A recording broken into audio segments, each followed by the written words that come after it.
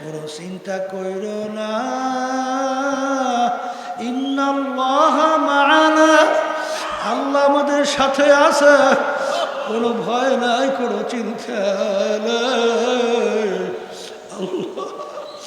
আল্লাহর হাবিব সাল্লাল্লাহু আলাইহি সাল্লাম আবু বকর সিদ্দিক রাদিয়াল্লাহু তাআলা আনহু যখন হিজরতের সময় গুহার মধ্যে, আরে যখন পেরেশানি, আবু বকর রাদিয়াল্লাহু তাআলা আনহু বলেন, আহারে আল্লাহর হাবিব বলেন, আবু বকর চিন্তা কইরো না, ইন্নাল্লাহা মা'ানা, আল্লাহ আমাদের সাথে আছে। আর আমার মালিক যদি আমাদের সাথে থাকে আর কোনো চিন্তা আল্লাহর ফজলে থাকবে না। দেখা দৃষ্টিতে মনে হয় অনেক ক্ষতি, আসলে কিন্তু কোনো ক্ষতি নাই। কারণ কি, আমার মালিক জানে কোন অবস্থায় কিভাবে আমার মালিক তোমাকে সম্মানিত করবে, কিভাবে রাস্তা খুলবে। ওয়াল্লাযীনা জাহাদু ফীনা লানাহদিয়ান্নাহুম সুবুলানা ওয়া ইন্নাল্লাহা লামা'আল মুহসিনিন। আমার মালিক বলে, বান্দা বান্দিরা, তোমাদের কোনো চিন্তা নাই, কোনো ভয় নাই, আমি মালিক যথেষ্ট। যত বিপদ মুসিবত আসুক না কেন, আমার আল্লাহ বলেন তোমাদের জন্য চলার জন্যে আমি বহুত রাস্তা খুইলা দেব। এই জন্য আমার বাজানদেরকে বলবো, পর্দারে মা বোনদেরকে বলবো, সম্মান মানুষের বারে কলমের ভিত্তি কইরা, আর কলম যদি ঠিক কইরা ভালো না কইরা যদি মালিকের দরবারে হাজিরা দাও, বাজান ভালো কইরা জানো, রোগাগ্রস্ত কলবের জায়গা কিন্তু আমার মালিকের বেহেশতে হবে না। কারণ আল্লাহ রাব্বুল আলামিন বেহেশতে যাওয়ার জন্য শর্ত লাগাইয়া রাখছেন, হারে ইল্লা মান আতাল্লাহা বিকলবিন সালিম, পরিষ্কার পরিচ্ছন্ন স্বচ্ছ কলব ছাড়া আমার পবিত্র জায়গা বেহেশতের মধ্যে হবে না। এই জন্য আমার ভাইদেরকে বলবো, কলবের উল্লেখযোগ্য কতগুলা রোগ আছে, এই কলবের রোগ দূর করার জন্যই আল্লাহ রাব্বুল আলামিন তার হাবিবকে দুনিয়াতে পাঠাইছিলেন। আল্লাহ রাব্বুল আলামিন তার রাসূলকে দুনিয়াতে পাঠাইছেন। পাঠানোর ভিতরে কয়েকটা কারণ ছিল, তার ভিতরে একটা কারণ হলো ইয়াতলু আলাইহিম আয়াতিহি ওয়া ইউযাক্কিহিম ওয়া ইউআল্লিমুহুমুল কিতাবা ওয়াল হিকমা। আল্লাহ রাব্বুল আলামিন তার রাসূলকে দুনিয়াতে পাঠাইছেন। পাঠানোর কারণের ভিতরে একটা কারণ হলো আল্লাহর হাবিব তার উম্মতদের ওই কলবকে পরিষ্কার করাইবে। এই জন্য আমার বাজানদেরকে বলবো, মুরব্বীর কাছে যাওয়া ছাড়া মুরব্বা হওয়া যায় না। এই জন্য মুরব্বীর সংস্পর্শে যাইয়া, মন বুঝুক আর না বুঝুক, যতক্ষণ পর্যন্ত কোরআন এবং হাদিস শরিয়া বিরোধী না হবে ততক্ষণ পর্যন্ত মন চাক বা না চাক সেই কথা মাইনা চলা লাগবে। যদি চলতে পারি, আল্লাহর ফজল ও করমে তোমার আমার জন্য কামিয়াব অপেক্ষা করতেছে। বাজান তালাশ করলে, ইতিহাস পড়লে দেখবেন, বলকের বাদশাহ ইব্রাহিম বিন আদহাম রহমাতুল্লাহ আলাইহি, বাজান রাস্তার ফকির মুসাফির, বাদশার রাজ দরবারে যাইয়া বলতেছেন, বাদশারে আমি আপনার এই মুসাফির খানায় একটু থাকতে চাই। বাদশা বলে, ওরে বোকা, এইটা হলো আমার রাজ সিংহাসন, এইটা হলো আমার স্থায়ী বাড়ি, এইটাকে তুই মুসাফির খানা বানাইছো, তুই তো আমার ইজ্জত নষ্ট করছো। তখন মুসাফির বলে, বাদশা রে, ভুল হইলে মাপ চাই। স্থায়ী বাড়ি কাকে বলে, মুসাফির খানা কাকে বলে? তখন বাদশা বলে, বাড়ির দরজায় ঘর দেখছো? দেখছি, ওইটা হইল মুসাফির খানা। হুজুর ওইটার পরিচয় কি? বলে, রাস্তায় পথিক চলতেছে, রাত্রি হয়ে গেল, অস্থায়ীভাবে রাত্রি যাপন করলো, পরদিন ভোরে উঠে তার গন্তব্যের দিকে সে চইলা যায়। এইভাবে অস্থায়ীভাবে আসে যায়, তাকে বলা হয় মুসাফির খানা। হুজুর স্থায়ী বাড়ি কাকে বলেন? বলে যেখানে সব সময়ের জন্য মানুষ থাকে। তখন মুসাফির প্রশ্ন করে, তাহলে হুজুর, তাহলে দুনিয়া সৃষ্টির পর থেকে মনে হয় আপনি এই বাড়িতেই ছিলেন। তখন বাচ্চা বলে, আরে পাগল মুসাফির, না না না, আমার আগে ছিল আমার আব্বা। বলে হুজুর আপনার আব্বা কোথায়? বলে সে তো কবরে চলে গেছে। সবাই দুরূদ শরীফ পড়ি। আল্লাহুম্মা সাল্লি আলা সাইয়্যিদিনা ওয়া হাবিবিনা ওয়া মাওলানা মুহাম্মদ সাল্লাল্লাহু আলাইহি ওয়া আলা আলিহি ওয়া আসহাবিহি ওয়া বারাকা ওয়া সাল্লাম। আল্লাহুম্মা সাল্লি আলা সাইয়্যিদিনা ওয়া নাবিয়িনা শাফি'না حبيبنا ومولانا محمد صلى الله عليه وعلى آله وأصحابه وبارك وسلم. اللهم صل على سيدنا ونبينا شفيعنا وحبيبنا ومولانا محمد صلى الله عليه وعلى آله وأصحابه وبارك وسلم. শুকরিয়া আদায় করতেছি মহান রব্বুল আলমিনের দরবারে। রব্বুল আলমিন ফিতনা ফাসাদের যুগে কোনো শব্দ তো পরিষ্কার হয় না। একই মাইক ফিটিং করছে, আর কেমনে ফিটিং করছে বলবেন? ওইদের হরেন একটা ফিরিয়ে দিয়েছে স্টেজের দিকে, এরকম কোনো নিয়ম আছে? কথা তো ভালো বুঝাই যায় না। হরেন সেটিংই করতে পারে নাই। যারা মাহফিল করায় এগুলো খেয়াল না রাখলে মাহফিল হয়?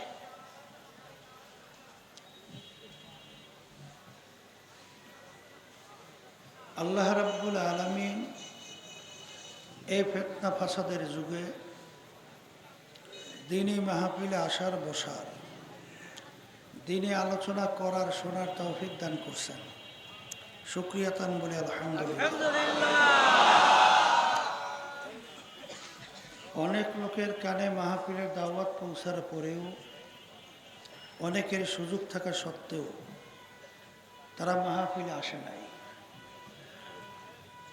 আবার তারা এই গাছের ওই হরেনটা ওই মাঠের দিকে ফিরিয়ে দেন, আর এই ডাইন পাশে যদি হরেন এদিকে ফিরানো থাকে মাঠের দিকে ফিরিয়ে দেন।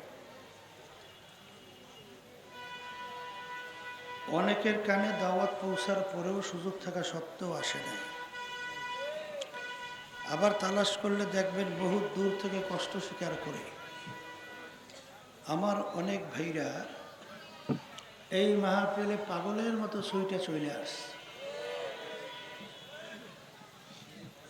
ওই ডাইন পাশে কি হরেন কথা বোঝা যায় না? না, কথা বোঝা যায় না ওদিকে। এই ইকু দেশেন নাকি? ইকু থাকলে ইকু বাদ দিয়ে দেন।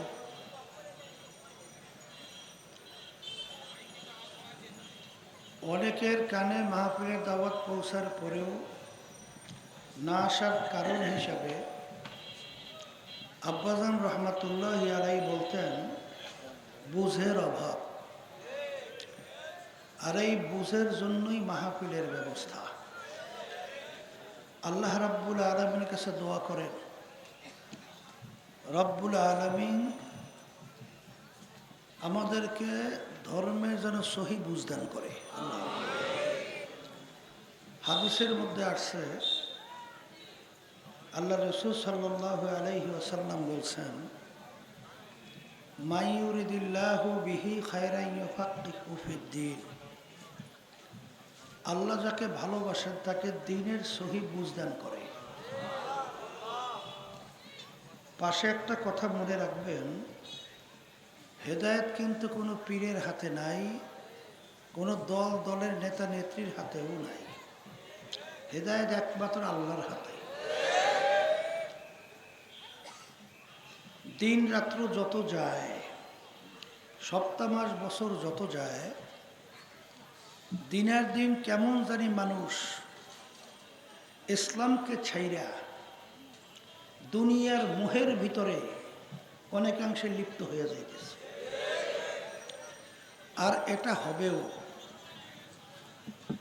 কারণ এমন একটা সময় আসবে যেদিন আল্লাহ আল্লাহ বলার মতো একজনও থাকবে না, সেদিন কিয়ামত হয়ে যাবে।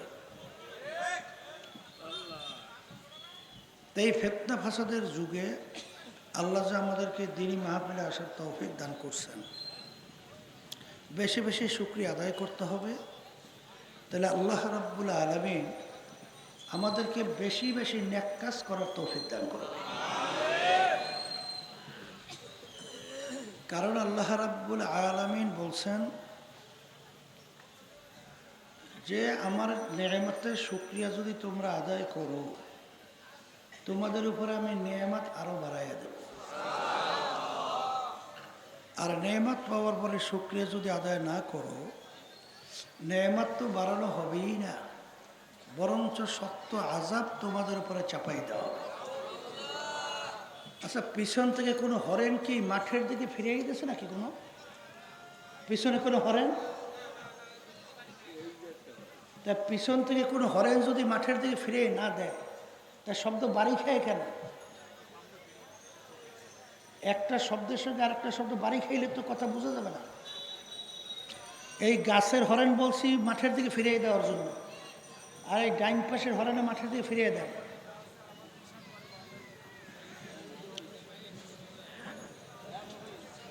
শোনেন,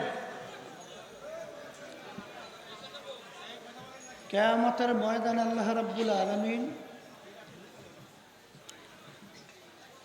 যেদিন অন্য কোনো ছায়া থাকবে না,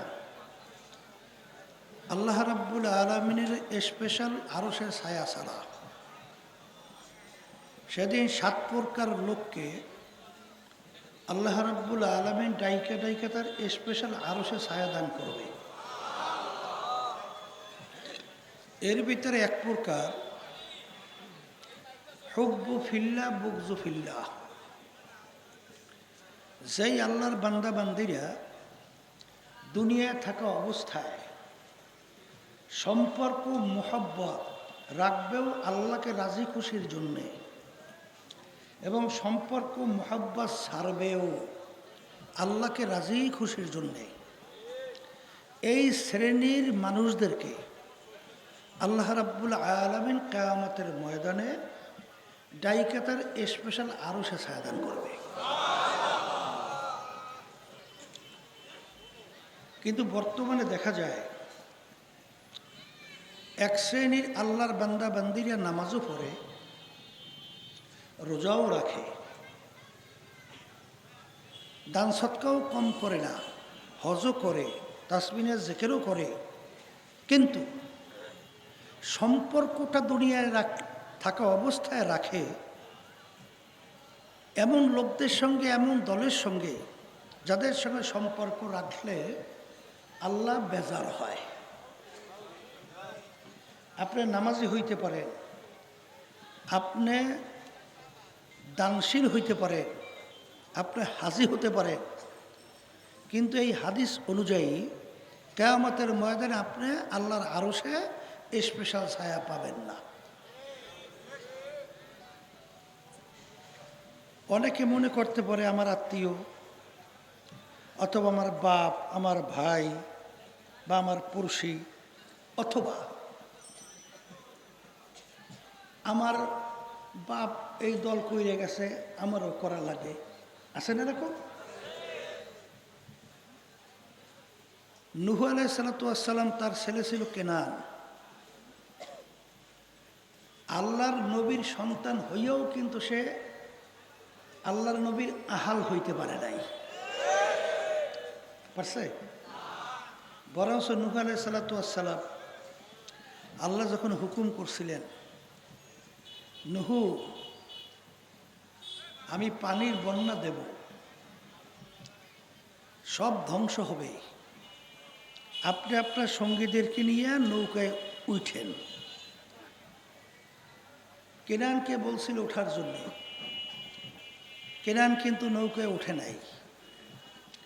যখন পানির বন্যায় তাকে ফেলাইয়া দেয়, তখন বলতেছিল, মালিক আপনি তো বলছিলেন আমার আহালকে আপনি ধ্বংস করবেন না, তা আমার ছেলে তো আমার আহাল, আপনি তাকে ধ্বংস করতেছেন কেন? তখন আল্লাহ রাব্বুল আলামিন বলছিলেন, হে নুহু, কেনার তোমার ছেলে হতে পারে, লাইসা মিন আহলি, কিন্তু সে তোমার আহাল না, সে তোমার আহাল না।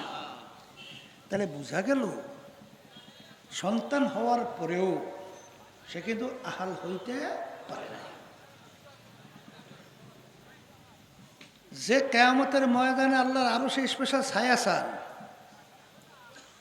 যাদের সাথে সম্পর্ক রাখলে আল্লাহ বেজার হবে, এদের সাথে সম্পর্ক যদি আপনি মহব্বত রাখেন, আপনি আরো সে নিচে ছায়া পাবেন না। কথা বোঝেন নাই? আর এক শ্রেণীর দেখা যায় নামাজও পড়ে, রোজাও রাখে, আবার চরমনায়ের মুরিদও দাবি করে, কিন্তু হুব্বুদ দুনিয়া রাসু কুল্লি খতিয়াতি। আল্লাহ রাসূল সাল্লাল্লাহু আলাইহি ওয়াসাল্লাম বলছেন, সমস্ত রোগের মূলই হলো দুনিয়ার মোহ, দুনিয়ার মহব্বত, সম্মানের মহব্বত, সম্পদের মহব্বত। এই রোগটা হইল সমস্ত রোগের মূল। অনেক চরমনের মুজাহিদদেরকে দেখা গেছে, এবার শোনা যায় এইবার জাতীয় নির্বাচন 2026-এ ইসলামের পক্ষে বাক্স বাংলাদেশে নির্বাচন কয়টা ছিল বলেন? মুখ খুলে বলে। অনেক ইসলামের দল থাকতে পারে, কিন্তু তারা কিন্তু ইসলাম বাস্তবায়ন করবে, ইসলাম অনুযায়ী দেশ চালাবে, এটা কিন্তু পরিষ্কার বলছে, তারা ইসলাম অনুযায়ী দেশ চালাবে না। এরপরও যারা মুজাহিদ দাবি কইরা, চরমনায়ের মুহিব্বিন দাবি কইরা, তাদের সঙ্গে হাঁটছেন, চলছেন, সহযোগিতা করছেন, এদের চরমনায়ের মুরিদ দাবি করার অধিকার নাই। এরপরে আমরা কেন্দ্র থেকে শুরু করে সব জায়গায় বলছি যে একেবারে জেলা থেকে শুরু করে ওয়ার্ড পর্যন্ত মুজাহিদ কমিটি হোক, আন্দোলন হোক, সহযোগী সমস্ত সংগঠন হোক, এই যারা নাকি এই জাতীয় নির্বাচনে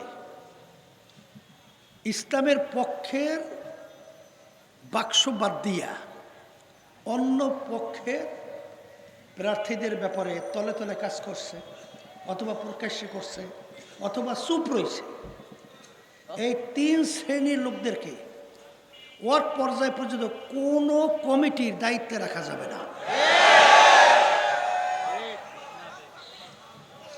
এইটা কিন্তু পরিষ্কার ভালো কইরা বুঝা সইরা তারপর কিন্তু ব্যবস্থা নিতে হবে। লোক 5 জন থাকুক, তাতে আল্লাহ বরকত দান করবে। আর বস্তা ভরা ভুরি ভুরি, এতে কিন্তু এই চরমনায়ের তরিকার বদনাম করে। আর এরা ভালো করে যাই না রাখেন, এই তরিকা কিন্তু হক তরিকা। এই তরিকার সাথে আপনি জড়াইছেন, জড়াবার জড়ে যদি আপনি ব্যতিক্রম ধর্মে আচরণ করেন, আল্লাহর কুতুবদের রুহানি বদদোয়া কিন্তু আপনাদের প্রতি লাগবে। হাজার চরমনায়ের বাহিরের লোক যারা চরমনায়ের বিরোধিতা করে, হাজার লক্ষ লোক বিরোধিতা করলে চরমনায় কিছু হয় না, আল্লাহর মধ্যে ক্ষতিও হয় না। কিন্তু যারা নাকি নিজস্ব লোক পরিচয় দিয়া তারা যদি ক্ষতি করে, এই ক্ষতিটা কিন্তু অনেক বেশি হয়।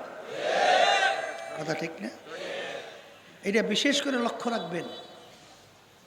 খবরদার দল ভারী করা, দল বাড়ানো কোনো প্রয়োজন নাই, কারণ আমরা কোনো ঠিকাদারি নিয়ে আসি নাই। কেউ ইচ্ছে করলে কাউকে হেদায়েত করতেও পারবে না, কারণ আল্লাহ রাসূল সাল্লাল্লাহু আলাইহি ওয়াসাল্লাম নিজেও তার আত্মীয় স্বজন চাচা সহ হেদায়েত করতে পারে নাই, পারছে? বরঞ্চ আল্লাহ নবী সাল্লাল্লাহু আলাইহি ওয়াসাল্লাম যখন পরেশান হয়ে গেছিল যে তারা কেন ঈমান আনে না, মুসলমান কেন হয় না, আল্লাহ রাব্বুল আলামিন আয়াত নাযিল করছেন, হে রাসূল আপনি ইচ্ছা করলেই কাউকে হেদায়েত করতে পারবেন না। হেদায়েত আমার হাতে। এই জন্য হেদায়েতের দায়িত্ব কিন্তু আমাদের না। আমাদের দায়িত্ব শুধুমাত্র কোরআন এবং হাদিস অনুযায়ী আপনাদেরকে দাওয়াত দেওয়া। এটা মানা বা না মানার দায়িত্ব হলো আপনাদের। এজন্য আমাদের কোনো প্রেশারের কিছু নাই। তবে বারবার বলি, যখন চরমনায় পরিচয় দিয়া যারা ব্যতিক্রম ধর্মী আচরণ করে, তখন মনের ভিতরে একটু কষ্ট লাগে। এটা স্বাভাবিক কথা, ঠিক না? মানুষ আমাদেরকে নিয়ে টিটকেরি মারে না?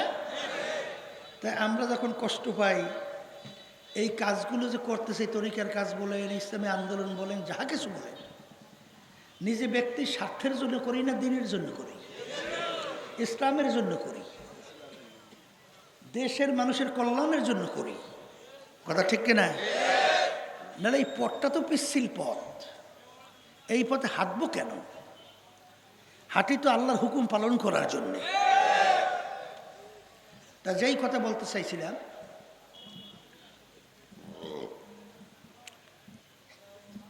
যে একটা আংটি যদি আপনি লোহা দিয়ে তৈরি করেন, সেই আংটির যে মূল্য হয়, রূপা দিয়ে তৈরি করলে সেই আংটির মূল্য বাড়ে না কমে?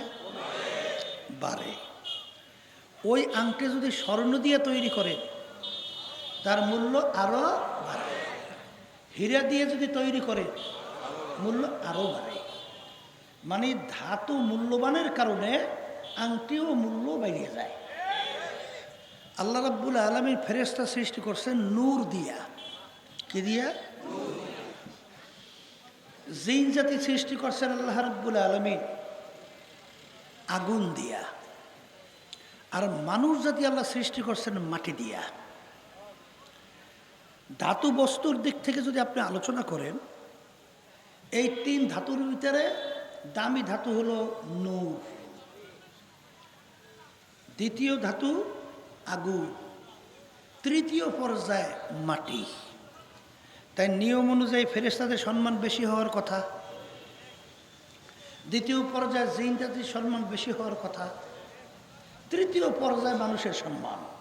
কিন্তু আল্লাহ রাব্বুল আলামিন ঘোষণা করছেন, ওয়ালাকাদ কাররামনা বানি আদম, আমি মানুষকে সর্বশ্রেষ্ঠ সম্মানিত করে সৃষ্টি করছি। কিন্তু ধাতুর দিক থেকে তো, বস্তুর দিক থেকে তো, মূল্যবানের দিক থেকে তো মেলে না।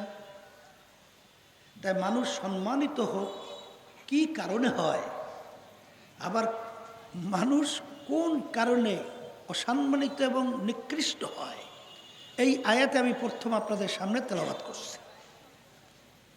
প্রথম আয়াতে আমি যে তেলাওয়াত করছি, আল্লাহ বলেন, যত মাখলুকাত আমি সৃষ্টি করছি, এর ভিতরে সর্বশ্রেষ্ঠ সম্মানিত করে আমি মানুষকে সৃষ্টি করছি। এরপরে আল্লাহ বলেন, এক শ্রেণীর মানুষ চতুষ্পায় জানোয়ারের মতো, মানে গরু ছাগল ভেড়া। এরপরে আল্লাহ অন্য আয়াতে বলতেছেন বালহুম আদাল, তার চেয়েও খারাপ। এরপর আল্লাহ বলতেছেন শাররুল বারিয়া, এক শ্রেণী মানুষ কুত্তা শিয়াল শুয়ারের চেয়েও খারাপ। এখন কোন মানুষ সম্মানিত আর কোন মানুষ নিকৃষ্ট, এইটা বোঝাবার জন্য, বোঝার জন্যই মাহফিলের ব্যবস্থা। কথা ঠিক না? এখন মানুষ সম্মানিত হয় কিসের মাধ্যমে, কিসের উপরে ভিত্তি কইরা? আমার বংশ বড় সৈয়দ বংশ, এদিক থেকে আমার সম্মান। হ্যাঁ, আমি বড় শিক্ষিত, ডক্টরের ডিগ্রিধারী, আমি FRCS MBBS, আমি BCS ক্যাডার, আমি মুফতি, মুহাদ্দিস, মুফাসসির, শাইখুল হাদিস, আমি অনেক অর্থের মালিক, আমি জমিদার, আমি সওদাগর, আমার 5-10টা বিল্ডিং, আমার অনেক সুন্দর সুন্দর গাড়ি, জায়গা জমিনের অভাব নাই। এই দিক থেকে মানুষের সম্মান বাড়ে? হ্যাঁ, আচ্ছা, তাহলে কি কারণে মানুষ সম্মানিত হবে? আমার আব্বাজান একটা উদাহরণ দিয়ে প্রায় সময় বলতেন যে, তখন তো রেডিওর কথা বলতেন, রেডিও কথা বুঝেন না? একটা মাদার গাছের আলমিরা, আপনি যদি আলমিরা তৈরি করেন বিরাট 5 ফুট 6 ফুট উঁচা, 4 ফুট পাশ, এত বড় দেহ বিশিষ্ট আলমিরা, ওর দাম 1000-1200 টাকা। আর একটা ছোট্ট মোবাইল পকেটে ধরে কি ধরে না, ওই মোবাইলটার দাম 5 লক্ষ টাকাও তো আছে। কথা ঠিকই না? কারণ ওর ভিতরে এমন ক্ষমতা আছে, যেই ক্ষমতার মাধ্যমে তাম দুনিয়ার সংবাদ ক্যাচ করতে পারে, কথা বললে দেখাও যায়, শোনাও যায়। এই ক্ষমতার কারণে ওর মূল্য বাড়ছে।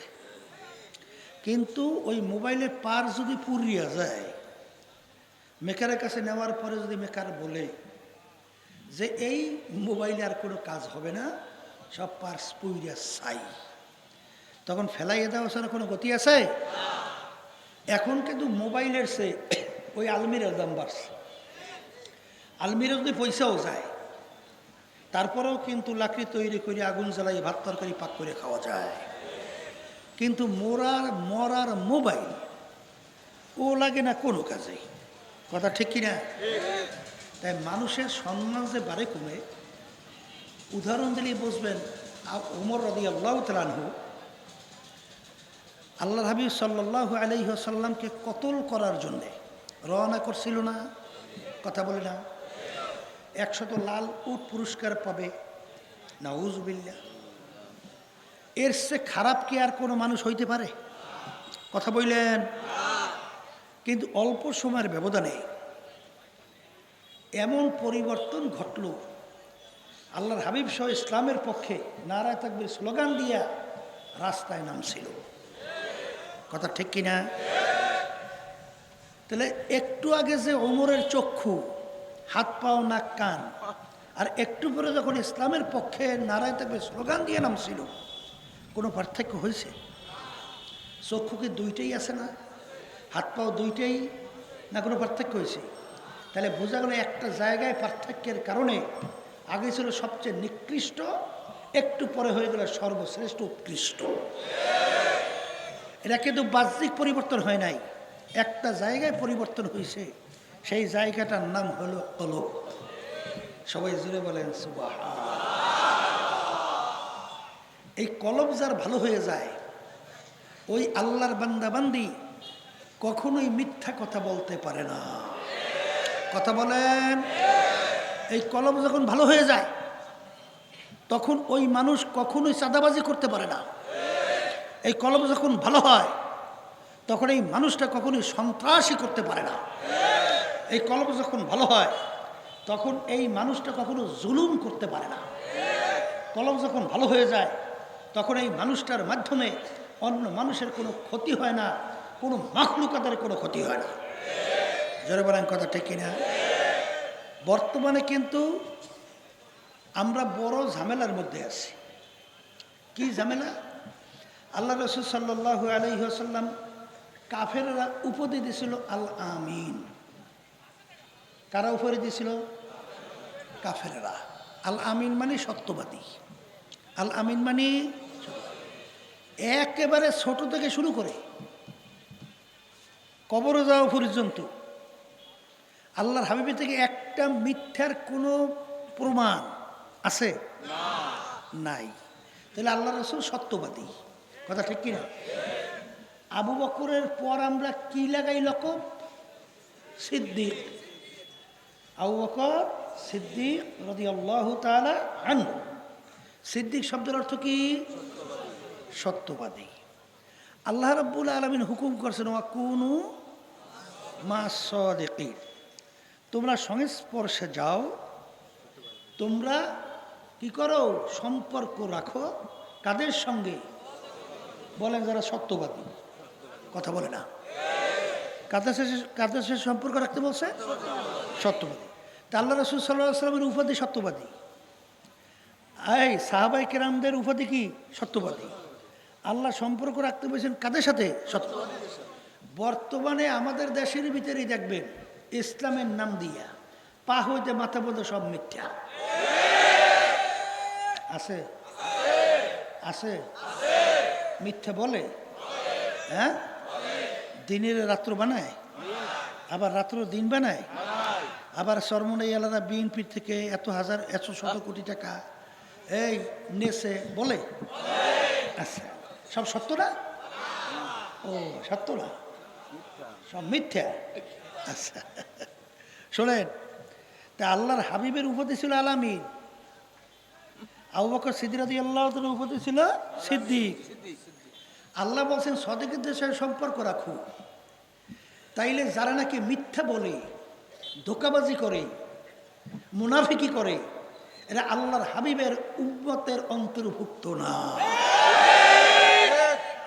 এরা সিদ্দিকীনদের দলভুক্ত না। এবং আল্লাহ রাব্বুল আলামিন পরিষ্কার বলছেন সদিকীনদের সাথে সম্পর্ক রাখতে।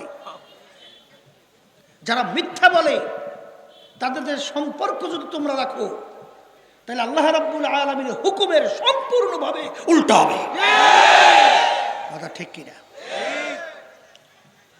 অনেকে বলে, সেদিন গেছিলাম পাথরঘাটা, বরগুনা জেলা, আমাকে একজনই বলতে, হুজুর একটু বলেন, মাহফিলে একটু কথা বললেন। কি কথা? বলে হুজুর এমনভাবে মিথ্যা ছড়াইতেছে। কি মিথ্যা? কি ছড়ায়?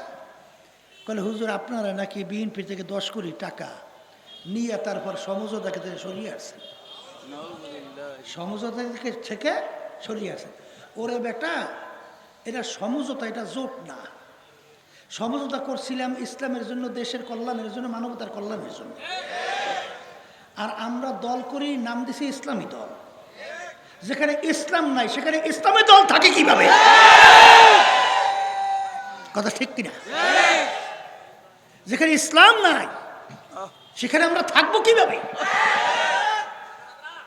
যেই কথা বলতে চাইছিলাম, বলে আচ্ছা এক শ্রেণী বর্তমানে কিন্তু আছে, নাম দেশে, হেরা হইলে মারেফতের দাবিদার।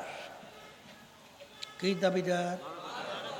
মারেফতের দাবিদার। বুঝেন তো, নামাজ নাই, রোজা নাই, পর্দা নাই, সুন্নাত নাই।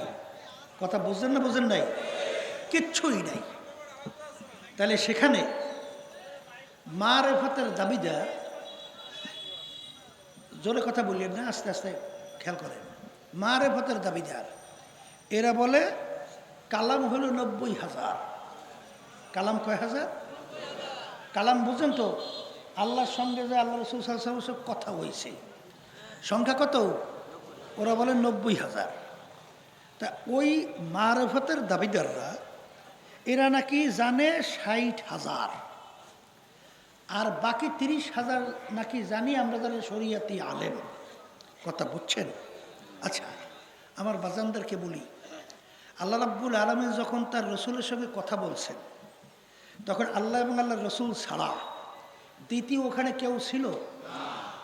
জিবরাইল আলাইহিস সালাম যাইতে পারছে? তাহলে ছিল কে কে? আল্লাহ এবং আল্লাহর রসুল। তাহলে ওখানে আল্লাহর সঙ্গে, আল্লাহর হাবিবের সঙ্গে কত কথা হয়েছে, এইটা ওই যারা বলে 90,000 ওই বেদাতি, ওরা ওখানে ছিল কে? ডাকে না, কেউ ছিল? তাহলে কি কথা হয়েছে বা না হয়েছে, আল্লাহ রাব্বুল আলামিনের সঙ্গে আল্লাহ রাসূল সাল্লাল্লাহু আলাইহি দুনিয়াতে আসার পরে আল্লাহ হাবিব সব পরিষ্কার বলে নাই? কথা বলেন না? কি বলছে কি বলে নাই? আচ্ছা, তাহলে ওরা কেউ ছিল না। তাহলে 90,000 কালাম হয়েছে না কত হাজার কালাম হয়েছে? ওরা যে কথাটা বলে, কথাটা সত্য না মিথ্যা? আর একটু আসতে বলে, বলেন মিথ্যা। তাহলে বিএনপি আমাদেরকে টাকা দিছে, তাই বিএনপির সঙ্গে লেনদেন করছি আমরা। তাই যারা বলে 10 কোটি 400 কোটি, এই যারা বলে, ওরা ওখানে আসিল কে? ডাকে না, কেউ আসিল? তাই যদি ওরা কেউ না থাকে, তাই সত্য না মিথ্যা? তাহলে ভালো করে যাই না রাখো, আল্লাহর হাবিবের সাকরেতেরা কখনো মিথ্যুক হইতে পারে না, সিদ্দিকের সাকরেতে কখনো মিথ্যাবাদী হইতে পারে না। আল্লাহ রাব্বুল আলামিন মিথ্যাবাদীর সাথে সম্পর্ক রাখতে বলে নাই। তাইলে এই যে যুদ্ধ চলতেছে, যুদ্ধ চলছিল কিছুদিন আগে, ইরান আমেরিকা, ইসরায়েল। কথা ঠিক কিনা? যত সংবাদগুলো প্রকাশিত হয়েছে সেখানে মিথ্যা বলে কারা প্রমাণ হয়েছে? আমেরিকা আলারা, ইসরায়েল আলারা। কথা ঠিক না? ঠিক। তাইলে মিথ্যুকরা কখনই আল্লাহর হাবিবের সাগরেদ হইতে পারে না, ওই দলভুক্ত হইতে পারে না। যারা মিথ্যা বলে ওদের সম্পর্ক হবে ইহুদিদের সঙ্গে, খ্রিস্টানদের সঙ্গে, নাসারাদের সঙ্গে। যারা বলেন কথা ঠিক কিনা? এটা ভালো করে জানিয়ে রাখেন। হাসতা বসো, হাসতাম সামনে করিয়েন না। মন চাইলে সেদিকে পা বাড়ানো যাবে না। আব্বাজান রহমাতুল্লাহ আলাইহি পরিষ্কার বলতেন, যারা চরমনাইতে আসেন যতক্ষণ পর্যন্ত কোরআন এবং হাদিস অনুযায়ী আপনাদেরকে পথ দেখাবো ততক্ষণ আমাদের কথা মানবেন। কারণ কবরে কিন্তু যাইয়ে পরিচয় দিলে হবে না যে আমি চরমনাইয়ের মুরিদ। পুরান মুজাহিদ কারো মনে আছে? দুই একজনের। কার কার আছে আতুটাই দেখান তো। আল্লাহু আকবার, আল্লাহু আকবার। কি মনে আছে তাইলে দেখা যায়। হ্যাঁ, বলে যতক্ষণ পর্যন্ত কোরআন এবং হাদিস অনুযায়ী আপনাদেরকে পথ দেখাবো ততক্ষণ আমাদের কথা শুনবেন, মানবেন। আর যখনই কোরআন এবং হাদিস অনুযায়ী আমরা পথ দেখাবো না তখনই আপনাদের থেকে আপনাদের সইরে যাওয়া, ভাইগে যাওয়া অজীব। এই জন্যই বলছি, যারা চরমনের সাথে জড়াই আছেন, আল্লাহ রাব্বুল আলামিন সহিবা আমাদের সবাইকে কবুল করুক, দিনের সহিবত আল্লাহ আমাদেরকে রাখুক। আর যারা নাকি ব্যতিক্রম আচরণ করেন, আল্লাহর রাস্তায় আমি পরিষ্কার বলছি, চরমনে যাইয়া ভিড় করিয়েন না। আপনাদের যেদিকে মন চায় সেদিকে যান, আপনাদের ধরিয়ে বাঁধে রাখার দায়িত্ব আমাদের না, এটা আল্লাহর সঙ্গে বুঝবেন। কিন্তু এই তরিকার সাথে জড়াইয়ে পরিচয় দিয়া যদি ব্যতিক্রম ধর্মী আচরণ করেন, আল্লাহ মাফ করুক, বদদোয়া যদি লাইগা যায়, আপনি ক্ষতিগ্রস্ত দুনিয়াতেও হবেন, আখেরাতেও হবেন। এটা কিন্তু মনে রাখেন। হাসতামশা করে পথ চললেন না, বুঝে শুনে চরমনাই যান নাই না। আপনাকে কেউ জোর করে নিয়ে বাঁধতে নিয়ে আমি চরমনাই বানাইছি? হ্যাঁ, আজকে আমরা বিভিন্ন জায়গায় লজ্জা পাই, কারণটা কি? এই জন্য আর বাজানদেরকে বলবো, পর্দালে মা বোনরা যারা শুনতেছেন, কেউ রাগ কইরেন না বাজান। হ্যাঁ, দুনিয়ার হায়াত কিন্তু কয়েকদিন। ও ফাইজলামি আর টাকার গরম আর মাতুক বাড়ি ফাইজলামি সর্দারি যে কদিন দুনিয়ায় চক্ষু খোলা থাকবে ওই কয়দিন চলবে। আর যখন চিরতরে চক্ষু বন্ধ হবে, সাদা কাপড় দিয়ে যখন প্যাঁচ দিয়ে মাটির ভিতরে রাখবে, তখন বুঝবেন যে কোন ফাইজলামি আর কত চলে ওখানে। এই জন্য বলেন কথা ঠিক। এই জন্য কলব ভালো করতে হবে। আর এই কলব ভালো করার জন্য তরিকার ঔষধ পালন করতে হবে। এই তরিকার 5 ঔষধে অনেকে ছাড়িয়ে দিস, ছাড়িয়ে দেওয়ার কারণেই তাদের থেকে যত ঝামেলা তৈরি হয়। আর আল্লাহর রহমতে যারা 5 ঔষধ ঠিকমতো পালন করে, দেখা যায় দিনার দিন তাদের ইমানের ভিতরে মজবুতি আসে আল্লাহর রহমতে, এবং দিনার দিন নেকের দিকে তাদের আল্লাহর রহমতের ঝোঁক বাড়ে। কথা ঠিক না? এই জন্য 5 ঔষধ ছাইরেন না, 5 ঔষধ ঠিকমতো ধরে রাখেন। তাই যেই কথা বলতে চাইছিলাম, এই কলবের রোগ দূর করার জন্যে এই তরিকার 5 ঔষধ আল্লাহর কুতুবের আপনারা আমার জন্য রেখে গেছেন। কলবের রোগ দূর করার জন্যে বড় একটা ঔষধের মধ্যে একটা ঔষধ হলো মৌতের মোরাকাবা বেশি বেশি করতে হয়। দৈনিক কমপক্ষে 20 বার মৃত্যুর স্মরণ করলেই শহীদি দরজা পাইয়ে বিনা হিসাবে বেহেশতে যাওয়া যায়। এই জন্য মৌত ভুললেন না, মৃত্যুর কথা সবসময় মনে রাখেন। যে কোনো মুহূর্তে, যে কোনো সময় ডাক আসতে পারে। জোরে বলেন কথা ঠিক কিনা? মৌত তো হবেই, কিন্তু কার কোন অবস্থায় হবে। এখানে এসে শুনতেছিলাম চরমনায় 2 জন মুজাহিদ ইন্তেকাল করছে। তাদের মৌতের হালাত শুনলাম, শুই না কলিজারা ঠান্ডা হয়ে যায়। একজনের শুনলাম যে বলছে, আল্লাহ তুমি আমাকে ইমান সহকারে জুমার দিন তুমি আমাকে মৌত দিও। সুন্নাত নামাজ পড়তেছে, জুমার 2 রাকাত হয়েছে, এরপরে আর দুনিয়াতে নাই। আর এক আল্লাহর বান্দা মুরব্বী মুজাহিদ, হ্যাঁ, খুব মুখলেসওয়ালা। ওই দেখবেন যত ঠিক নিয়ম অনুযায়ী আলহামদুলিল্লাহ তরিকা সবক এবং ঔষধ পালন করে চলছে, আল্লাহর মধ্যে মৌতের হালাতই আলাদা।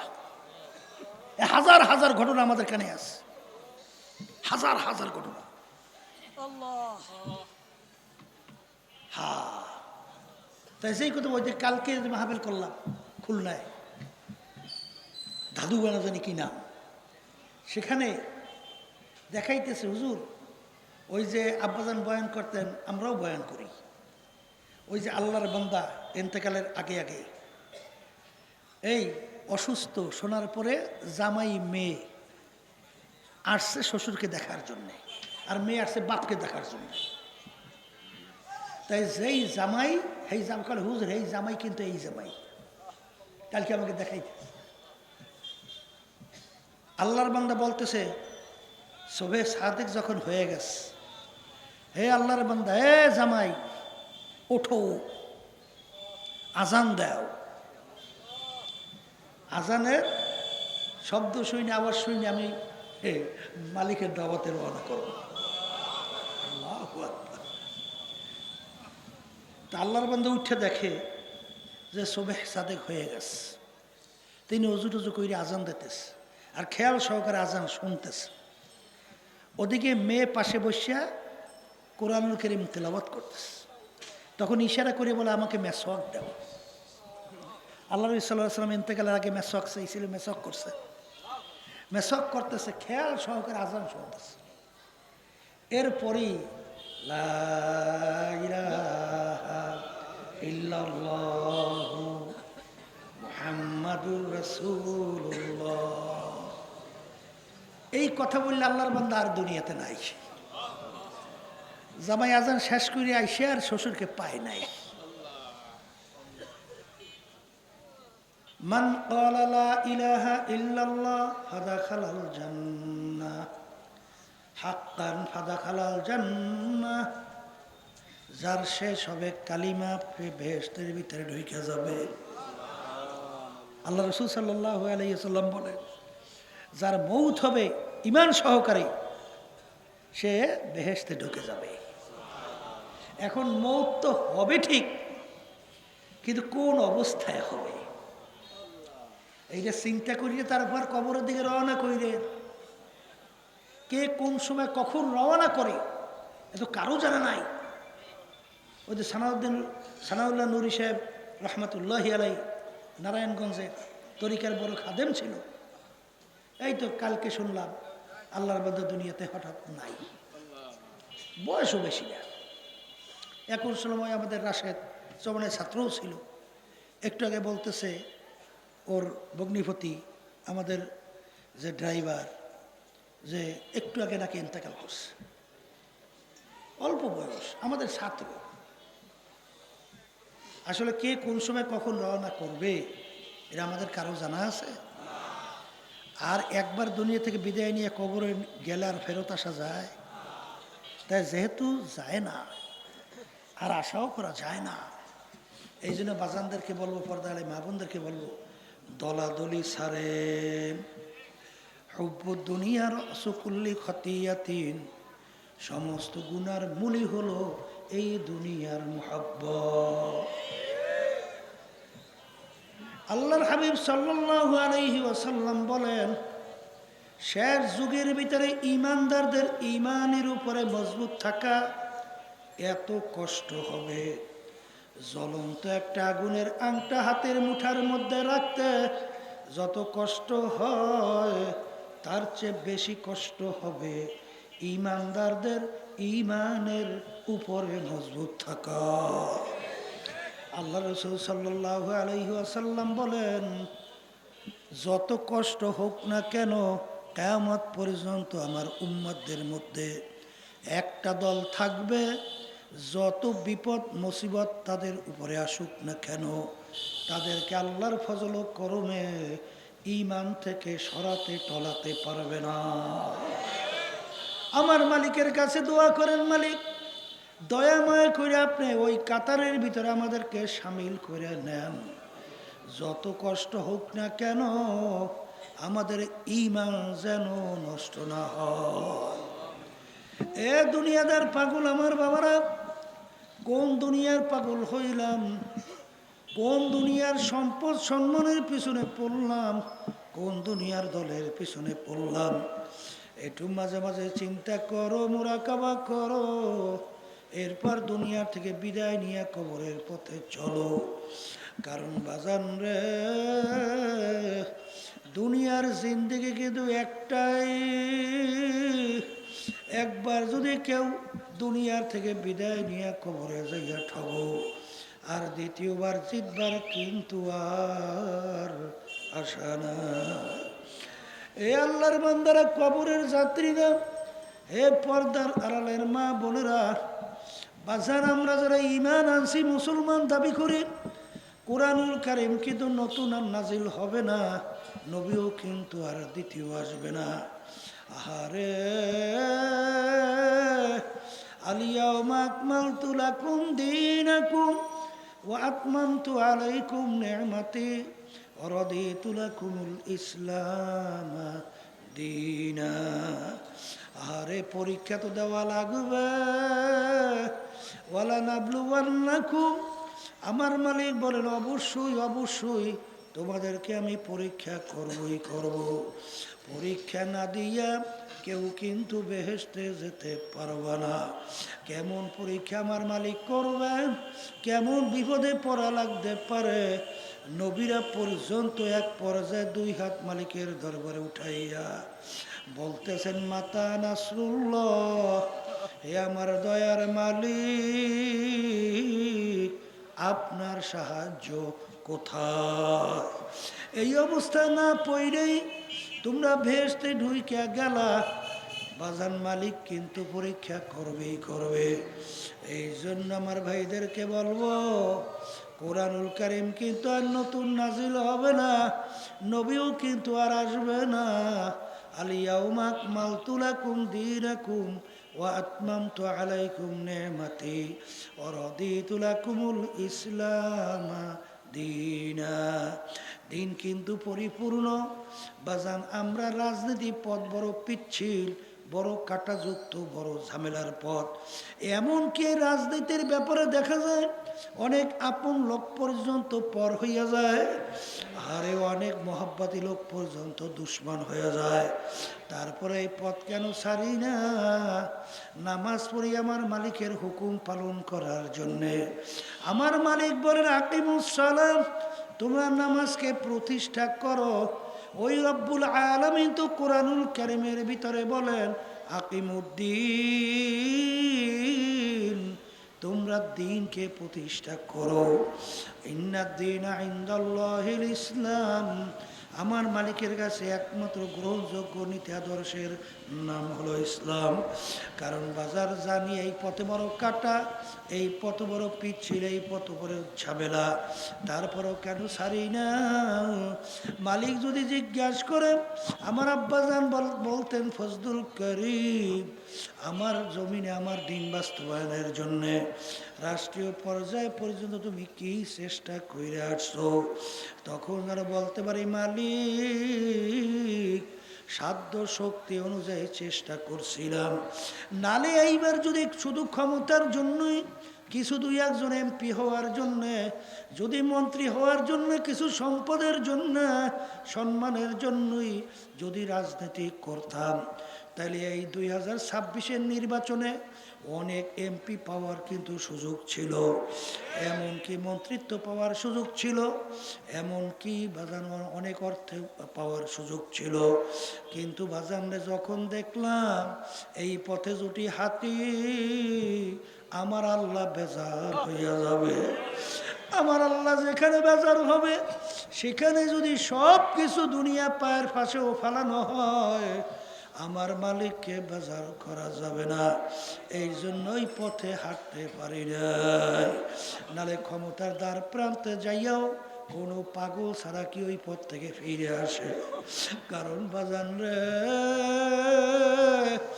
রাজনীতি করি আল্লাহর রাজি খুশির জন্য, পীর মুরিদি করি আল্লাহর রাজি খুশির জন্য, আল্লাহ ওয়াজ নসিহত করি আল্লাহর রাজি খুশির জন্য।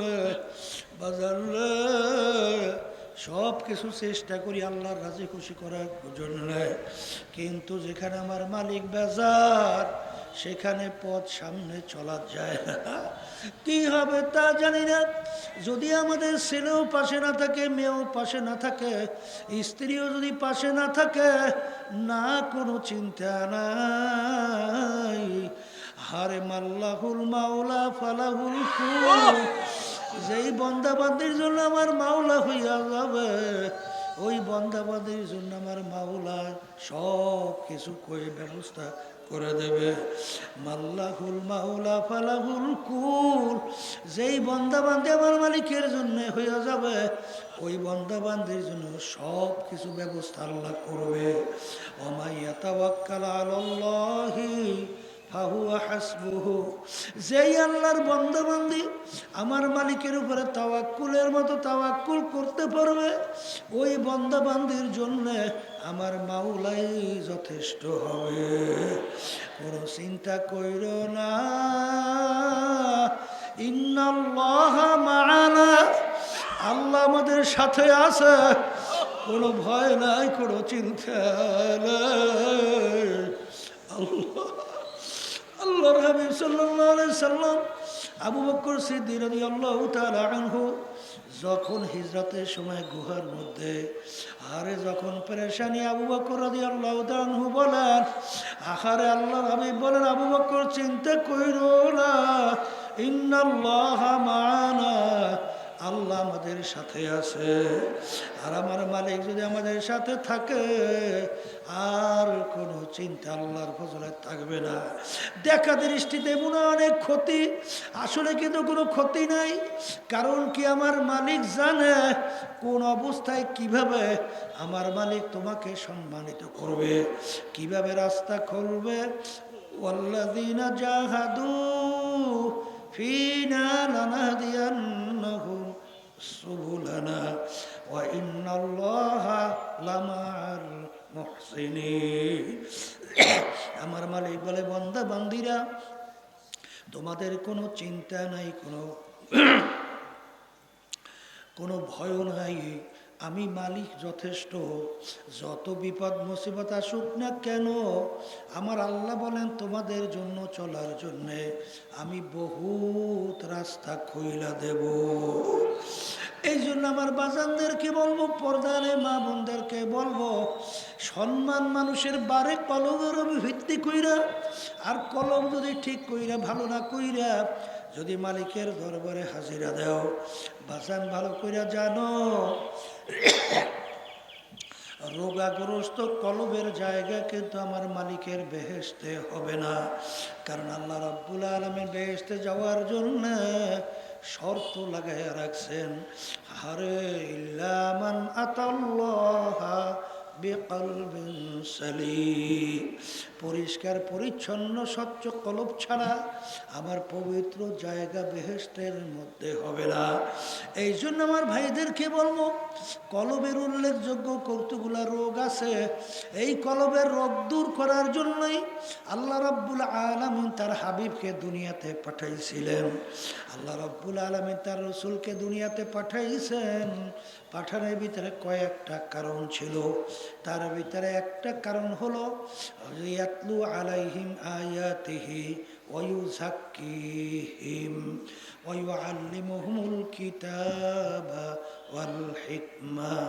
আল্লাহ রাব্বুল আলামিন তার রাসূলকে দুনিয়াতে পাঠাইছেন। পাঠানোর কারণের ভিতরে একটা কারণ হলো আল্লাহর হাবিব তার উম্মতদের ওই কলবকে পরিষ্কার করাইবে। এই জন্য আমার বাজানদেরকে বলবো, মুরব্বীর কাছে যাওয়া ছাড়া মুরব্বা হওয়া যায় না। এই জন্য মুরব্বীর সংস্পর্শে যাইয়া, মন বুঝুক আর না বুঝুক, যতক্ষণ পর্যন্ত কোরআন এবং হাদিস শরিয়া বিরোধী না হবে, ততক্ষণ পর্যন্ত মন চাক বা না চাক সেই কথা মাইনা চলা লাগবে। যদি চলতে পারি আল্লাহর ফজল ও করমে তোমার আমার জন্য কামিয়াব অপেক্ষা করতেছে। বাজান তালাশ করলে ইতিহাস পড়লে দেখবেন বলকের বাদশাহ ইব্রাহিম বিন আদম রহমাতুল্লাহ আলাইহি বাজান রাস্তার ফকির মুসাফির বাদশার রাজ দরবারে যাইয়া বলতেছেন, বাদশারে আমি আপনার এই মুসাফির খানায় একটু থাকতে চাই। বাদশা বলে, ওরে বোকা, এইটা হলো আমার রাজ সিংহাসন, এইটা হলো আমার স্থায়ী বাড়ি, এইটাকে তুই মুসাফির খানা বানাইছো, তুই তো আমার ইজ্জত নষ্ট করছো। তখন মুসাফির বলে, বাদশা রে ভুল হইলে মাপ চাই। স্থায়ী বাড়ি কাকে বলে, মুসাফির খানা কাকে বলে? তখন বাদশা বলে, বাড়ির দরজায় ঘর দেখছো দেখছি, ওইটা হইল মুসাফির খানা। হুজুর ওইটার পরিচয় কি? কলে রাস্তায় পথিক চলতেছে, রাত্রি হয়ে গেল, অস্থায়ীভাবে রাত্রি যাপন করলো, পরদিন ভোরে উঠে তার গন্তব্যের দিকে সে চইলা যায়। এইভাবে অস্থায়ীভাবে আসে যায়, তাকে বলে হয় মুসাফির খানা। হুজুর স্থায়ী বাড়ি কাকে বলে? বলে যেখানে সব সময়ের জন্য মানুষ থাকে। তখন মুসাফির প্রশ্ন করে, তাহলে হুজুর তাহলে দুনিয়া সৃষ্টির পর থেকে মনে হয় আপনি এই বাড়িতেই ছিলেন। তখন বাচ্চা বলে, ওরে পাগল মুসাফির, না না না, আমার আগে ছিল আমার আব্বা। কলে হুজুর আপনার আব্বা কোথায়? কলে সে তো কবরে চলে গেছে।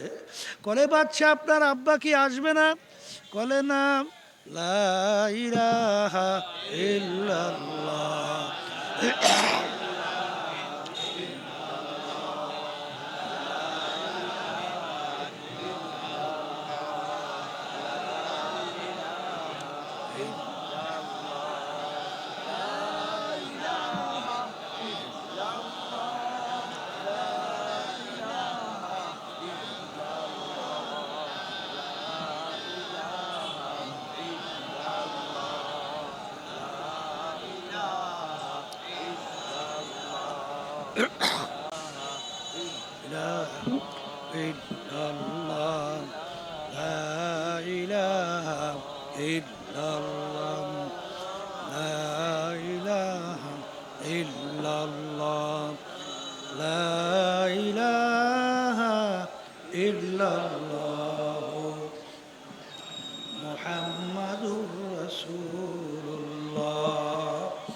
বাদশা বলে, মুসাফির আমার আগে ছিল আমার আব্বা, সেই কথায় সেও তো কবরে চলে গেছে।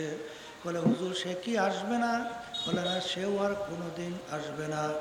আপনার আব্বার আগে কে ছিল? আমার দাদা ছিল, সে কোথায়? সেও তো কবরে চলে গেছে। বলে সেও কি আসবে না? না, সেও কোনোদিন আসবে না। তখন মুসাফির বলে, বাচ্চারে তাহলে আপনি মনে হয় চিরজীবন থাকবেন। তখন বাচ্চা বলে, পরে পাগল মুসাফির, কুল্লু নাফসিন যায়িকাতুল মাউত, মানুষ মরণশীল, আমিও একদিন দুনিয়া থেকে বিদায় নিয়ে কবরে চলে যাব। বলে আপনিও কি আসবেন না? নাও আমিও আর কোনোদিন আসবো না। তখন মুসাফির বলে, বাচ্চারে আপনি আমাকে বলছেন বোকা, আসলে বড় বোকা তো আপনি। ও বাদশা, আপনার বাড়ির দরজায় মুসাফির খানা, একবার মানুষ থাইকা চইলা গেলে আবার এসে ইচ্ছা করলে থাকতে পারবে, কিন্তু আপনার এই মুসাফির খানা থেকে যদি একবার কেউ বের হইয়া যায় আর কোনোদিন আসে না। আরে মুসাফির হাম সবাই কবর আখের ঠিকানা, कोई आगे रवाना है, कोई पीछे रवाना। বলার সঙ্গে সঙ্গে বাদশার চিন্তার পরিবর্তন ঘটে গেল। আমি এই বাদশাহী দিয়া কি করব? আমি এই অট্টালিকা দিয়া কি করব, আমি এই সম্পদ দিয়া কি করব, আমি এই সম্মান দিয়া কি করব, এ তো দেখতে না দেখতে শেষ হয়ে যায়। এই চিন্তা কইরা তিনি স্থায়ী বাড়ি বেহেশতের শান্তি তালাশ করার জন্যে বের হইয়া গেল। এরপর মুরব্বীর কাছে গেল। মুরব্বীর কাছে যাওয়ার পরে এমনভাবে তাকে কেঁচা শুরু করলো, আরে বাদশা বলকের ইব্রাহিম তাকে লাকড়ি টানার দায়িত্ব দিল, এমনকি মেথরের দায়িত্ব দিল, অর্থাৎ বাদশাহী ভুলাবার জন্যে, কলব পরিষ্কার করার জন্যে, তাকাব্বুরি দূর করার জন্যে, হিংসা দূর করার জন্যে, হব্বেজা হব্বেমান দূর করার জন্যে, অজব দূর করার জন্যে, রাগ দূর করার জন্যে, দুনিয়ার মোহাব্বত দূর করার জন্যে, গিবার শেখায়ত থেকে বাঁচার জন্যে, এক কথায় কলবের রোগগুলা দূর করার জন্যে। এক পর্যায়ে এমনভাবে আল্লাহর ফজল করমে মুরব্বা হয়ে গেল, কিয়ামত পর্যন্ত মানুষ তার নাম শ্রদ্ধা সহকারে স্মরণ করতে থাকবে। এই জন্য আমার বাজানদেরকে বলবো, পর্দালে মা বোনদেরকে বলবো, খোদা না কাজটা যদি কলবকে পরিষ্কার না কইরা দুনিয়ার থেকে বিদায় নিয়ে কবরে যাও, আমার মালিকের সামনে হাজিরা দাও। আমার মালিক বলে, হে ফেরেশতারা, আমি বন্দা বান্দিকে বড় শখ কইরা বানাইছিলাম এবং ওদেরকে আমি হুকুম করছিলাম এইভাবে চলবি, এইভাবে করবি, এই পথে চলবি না, এই পথে চলবি, এইটা করবি, এইটা করবি না। এইটা জানাবার জন্যে আমি অসংখ্য আমার নবী রসুল পাঠাইছি। শেষ আমার রসুল পাঠাইলাম মুহাম্মাদুর রাসূলুল্লাহ সাল্লাল্লাহু আলাইহি ওয়াসাল্লাম। আমার হাবিব ওদেরকে দাওয়াত দেশে বুঝাইছে, বুঝাবার পরেও ওরা কালবে সালিম নিয়ে আমার দরবারে আসে নাই। আমার আব্বাজান প্রায় বলতেন, বাজান রে, নতুন দুলা মিয়া তার জন্য কত সুন্দর ফুলের বিছানা তৈরি করলো, নতুন বিছানায় আসবে, নতুন দুলা মিয়া আসবে আর নতুন বিছানায় জায়গা দিয়ে দিবে। কিন্তু দুলা মেয়ের এমন পেট খারাপ হয়ে গেল, পানির মতো বাথরুম হয়, তখন আফসোস করে, আফসোস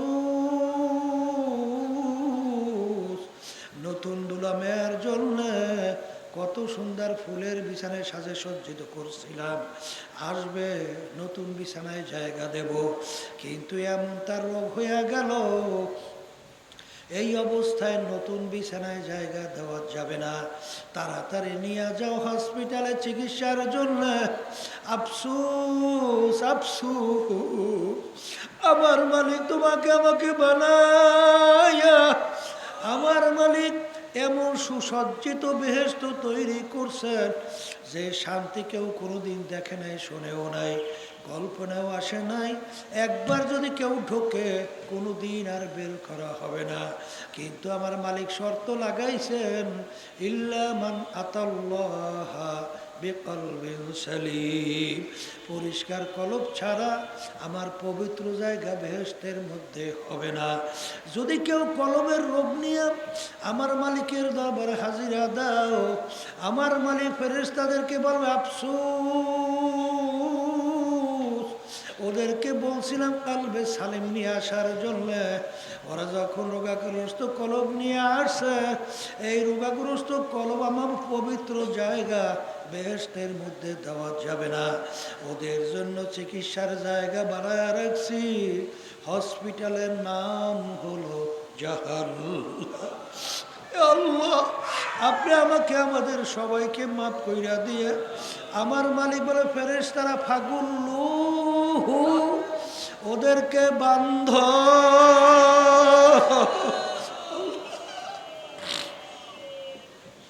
ফাগুল্লু, ওদেরকে বান্ধ, মিন ওয়ারাইহিম জাহান্নাম, ওদেরকে পিকা পিকা জাহান্নামে ফালাও, ওদের জন্য আমার কোনো মায়া। ওই জাহান্নাম আমার মালিক কিভাবে তৈরি করছে? আখারে জাহান্নামের আগুন আমার মালিক তৈরি করার পরে ফেরেশতারা এই আগুনে হবে না, হবে না।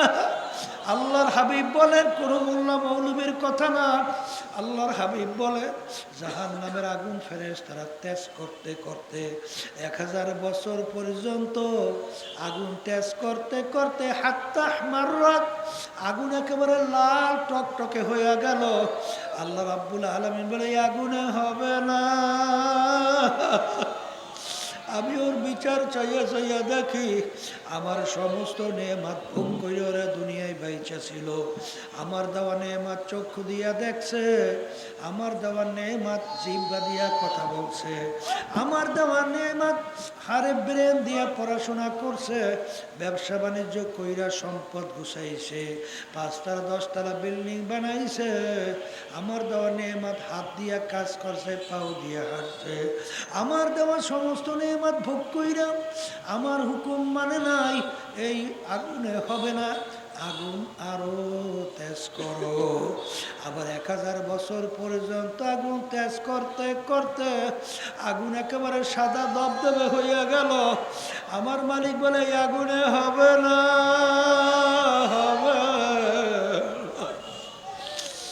আরো তেজ করো। আবার 1000 বছর পর্যন্ত আগুন তেজ করতে করতে আগুন একেবারে অন্ধকার কালো, অমাবস্যার চেয়েও কালো হয়ে গেল। জাহান্নামের আগুন একরকম কালো অবস্থায় আছে। এখন ওই আগুন সম্পর্কে আমার মালিক কোরআনুল কারীমের ভিতরে বলেন, নারুল্লাহিল মুকাদাতুল্লাতী তাত্তালিউ আলাল আফইদা। জাহান্নামের আগুন এমন তেজের আগুন হবে, শরীরের যে কোনো জায়গা লাগার সঙ্গে সঙ্গে ওই আগুন যাইয়া কলিজা পর্যন্ত পৌঁছে যাবে। আল্লাহ আপনি আমাকে আমাদের সবাইকে মাফ করে দিয়ে বাজার আমি বলি নাই, আল্লাহ রাসূল সাল্লাল্লাহু আলাইহি ওয়াসাল্লাম শুনাইছেন, সাহাবায়ে কেরাম শুনাইছেন, তাবিঈনরা শুনাইছেন, তাবিঈনরা শুনাইছেন, উলামায়ে মুতাকাদ্দিমিনরা শুনাইছেন, উলামায়ে মুতাকাদ্দিমিনরা শুনাইছেন। হাত্তাকাল এখন পর্যন্ত সম্পূর্ণ হক্কানি উলামায়ে কেরাম শুনাইতে আছে। কে মানবেন কে মানবেন না জানি না, তবে উলামায়ে কেরামদের দায়িত্ব, ওমা আলাইনা ইল্লাল বালাগ, আমাদের দায়িত্ব তোমাদের কাছে পৌঁছাইয়া দেওয়া। কে মানবা কে না মানবা না এটা বুঝবা আল্লাহর সঙ্গে। তবে হে কবরের যাত্রীরা, যার কপাল ভালো, দুনিয়ায় থাকা অবস্থায় চিন্তা ভাবনা কইরা কলবে সালিম তৈরি কইরা আল্লাহর হুকুম নবীর তরিকা অনুযায়ী চইরা তারপর দুনিয়া থেকে বিদায় নিয়ে কবরের পথে চলবে। আর যাদের কপালে খারাপ, যাদের কপাল পুইরা গেছে, তারা আমাদের কথার কোনো মূল্য দেবে না, উলামায়ে কেরাম হক্কানির কথার কোনো গুরুত্ব দেবে না, কোরআন এবং হাদিসের কোনো গুরুত্ব দিবে না, তখন তারা বেপথে হাঁটতে থাকবে। এই জন্য বাজানদেরকে বলবো, আজকে সূর্য গরমের দিনে দেখো শরীরের ভিতরে বেশি উঠে যায়। 9 কোটি 30 লক্ষ মাইল দূর থেকে সূর্য যখন ঠান্ডা জমিনে তাপ দেয়, এই তাপে তুমি আর আমি সহ্য করতে পারি না, অস্থির হইয়া ছায়ার নিচে দৌড়াই। এই কবরের যাত্রীরা, কিয়ামতের ময়দানে আমার মালিক, আখারে ওই কিয়ামতের ময়দানে সূর্য আমার মালিক 1 হাত বা 1.5 হাত মাথার উপরে উব্বুর করে ছাইরা দেবে। কিয়ামতের ময়দানে ঘর নাই, বাড়ি নাই, গাছ নাই, পানিও নাই, বাগুনটাও কোনো জায়গা নাই। জমিনটা হবে তামার জমিন, জমিন হবে তামার জমিন, সূর্যের তাপ যখন তামার মধ্যে লাগবে, ওই কিয়ামতের ময়দান পুরিয়া লাল চামড়ার মতো লাল হয়ে যাবে। আরে ভাগুইনাও জাগা নাই, সূর্যের তাপে নাফরমানদের তালুটা টাস টাস করে ফাইটা মগজগুলা টকবক করে ভাতের মতো উতলাইয়া বাইয়া বাইয়া পড়তে থাকবে। লা ইয়ামুতু ফিহা ওয়ালা ইয়াহইয়া, কি যাতনা বিষয়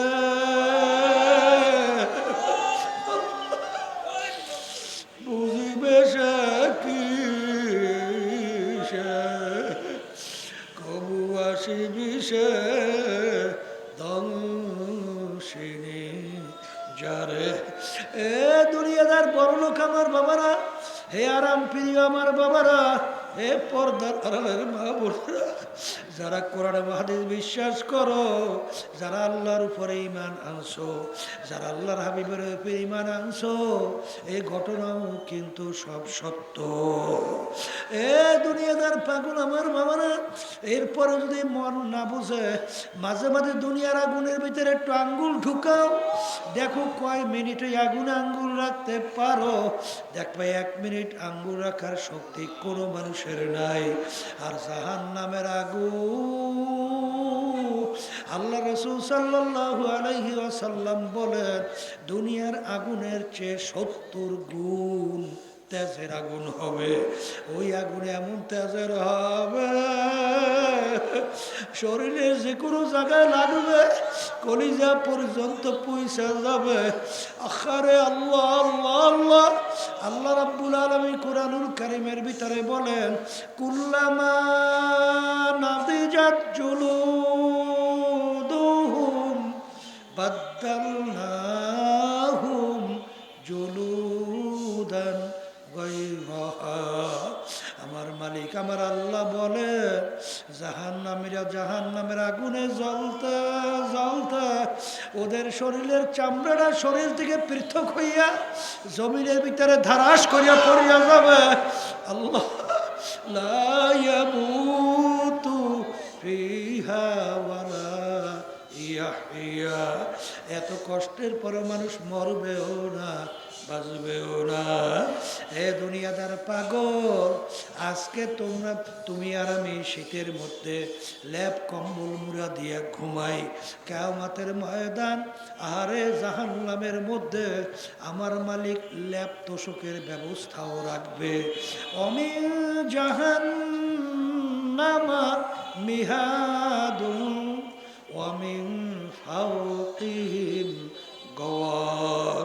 আমার মালিক বলে, ফেরেশতারা, হারে ওদেরকে তুলাতে সালাম, ওরা বালিশ বানাইবে, তোষক বানাইবে, ল্যাব বানাইয়া ঠান্ডার ভিতরে বালিশ মাথার নিচে দিয়া তোষক লাইছে ল্যাব মুড়া দিয়া ঘুমাইবে। কিন্তু ফজরে মুয়াজ্জিন আযান দেয়, ল্যাব কম্বলটাই না ঘুমা, আমার হুকুম পালন করতে মসজিদের নামাজে যায় নাই। আরে ওদেরকে নিয়ে জাহান্নামের তোষকে শোয়াও, আরে এরপরে জাহান্নামের ল্যাব গায়ের উপরে দাও। জাহান্নামের ল্যাব তোষক দুনিয়ার তুলার হবে না, জাহান্নামের ল্যাব তোষক হবে জাহান্নামের আগুনের কয়লা দিয়া। আরে আমার মালিক বলবেন, এখন জাহান্নামের ল্যাব তোষকের চতুর্পাশ দিয়ে আটকাইয়া দাও, এরপরে জাহান্নামের আগুন ল্যাব তোষকে ধরাইয়া দাও।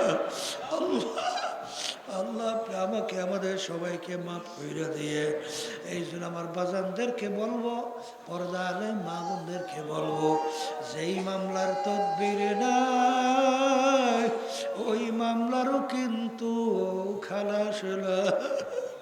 এই জন্য আল্লাহর নবীর ইতিহাস পড়লে দেখবে, সাহাবায়ে কেরামদের ইতিহাস পড়লে দেখবে, তারা কাঁদতে কাঁদতে আমার মালিকের কবরে চলে গেছে। আর চোখের পানি ছাড়া জাহান্নামের আগুন ঠান্ডা হবে না। আমার মালিক বন্দাবান্দির চোখের পানি সহ্য করতে পারে না।